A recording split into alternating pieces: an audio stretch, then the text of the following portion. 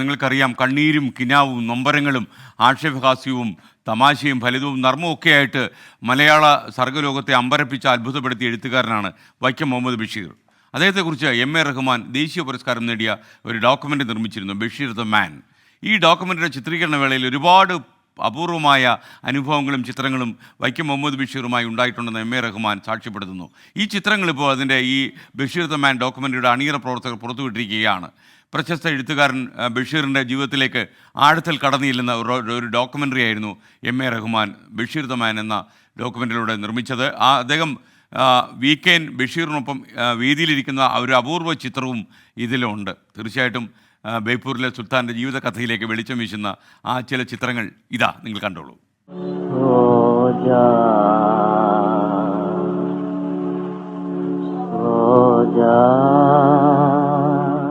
പ്രേമലേഖനം, ബാല്യകാല സഖി, പാത്തുമ്മയുടെ ആട്, എന്റെ ഉപ്പാപ്പയ്ക്കൊരു ആനയുണ്ടായിരുന്നു.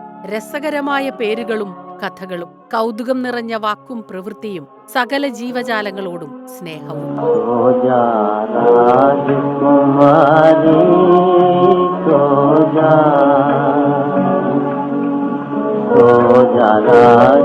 കഥാപാത്രങ്ങളെ പോലെ തന്നെ ലളിതമായിരുന്നു ബഷീറിന്റെ ജീവിതവും. സാധാരണക്കാർക്ക് എളുപ്പം മനസ്സിലാകുന്ന ഭാഷയിലായിരുന്നു ആ എഴുത്ത്. മഹാനായ സാഹിത്യകാരന്റെ ജീവിതം പറഞ്ഞ ഡോക്യുമെന്ററി ചിത്രീകരണ വേളയിൽ എടുത്ത ചിത്രങ്ങളാണ് ഇപ്പോൾ പുറത്തു വന്നത്.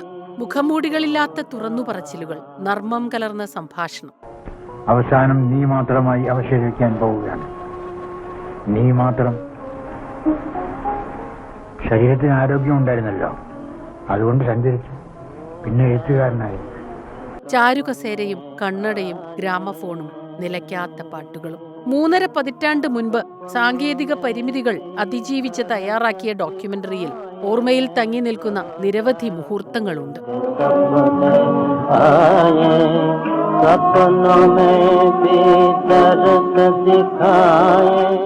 കഥകളുടെ സുൽത്താന്റെ ജീവിക്കുന്ന ഓർമ്മകളാണ് ഓരോ ചിത്രങ്ങളും.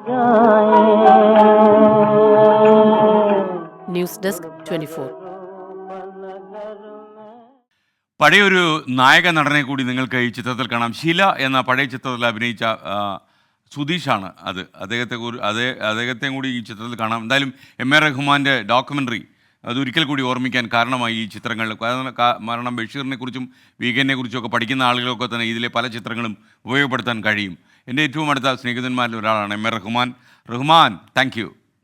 റഹ്മാനാണ് ഇതൊക്കെ നമുക്ക് അയച്ചു തന്നത്.